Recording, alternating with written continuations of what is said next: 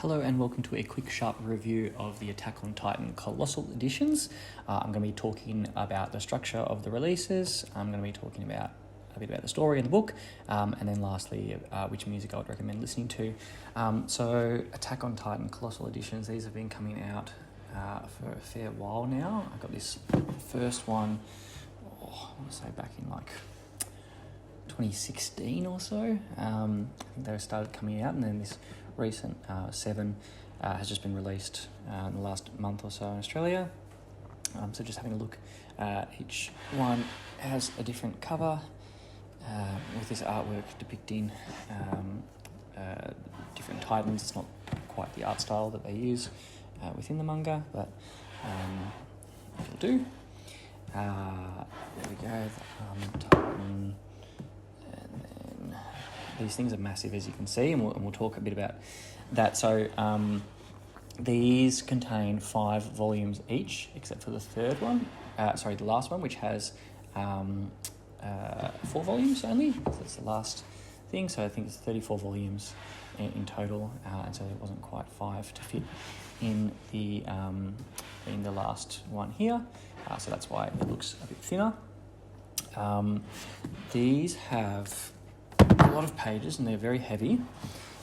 The paper material they use, I think, is some of the best in manga.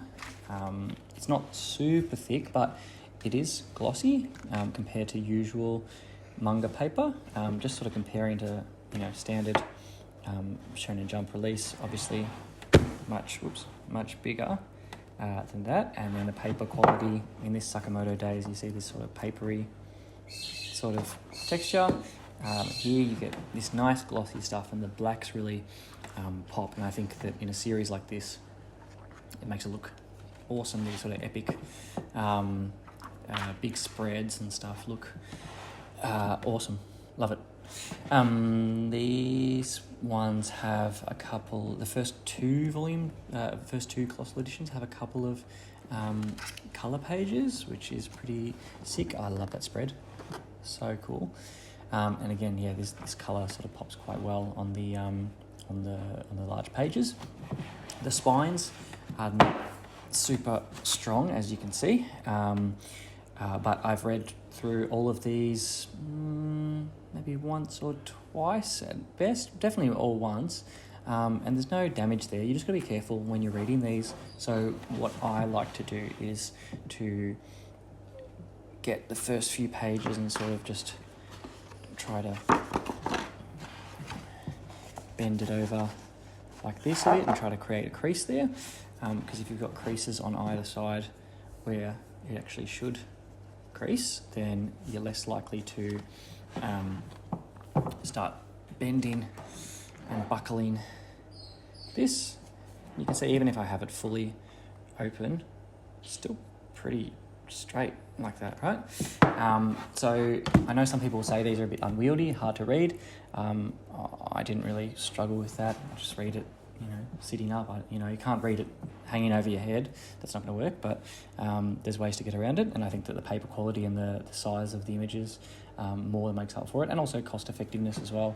I think each of these are about 60 Australian dollars or so for 5 volumes. That's pretty good considering the amount of paper and the quality of the paper you get. Attack on Titan is probably getting to be one of my favourites at the moment in terms of story. Who, if you don't know the story of Attack on Titan by now, which most people would, there's Titans, these giant humanoid things that come and eat people. So humanity just hide themselves in walls, and they're trying to slowly regain some independence to try to get out and explore the world. This story goes in some insane places that I won't get into here because I don't like spoilers, but do yourself a favour, read this story. You think you know what this story is about, and then it turns it all on its head, and it's one of the best ways I've seen that done. Anime is just about to finish, so it's a good time to either get into the anime or the manga. So I'd recommend it. Good characters, good storyline, Artwork's pretty good, getting better towards the end.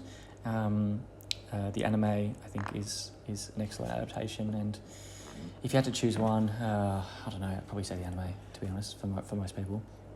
But the manga's great as well, and gives it a few things a little bit more time, but anime is a very accurate representation and a very faithful adaptation. And then lastly, the music I would recommend listening to while reading it. It has to be the soundtrack from the anime because it's amazing. It's so good, and to listen to anything else, I think, just doesn't give the scope and the epic nature of this series. I think it's perfect. I wouldn't recommend listening to anything else. You can listen to normal sort of OST stuff, but as far as my money goes, listen to the soundtrack that correlates with each of the seasons about whereabouts you are in the book. Have you got these copies? Do you think they're too hard to manage? Let me know, and I'll see you next time. Thanks. Bye.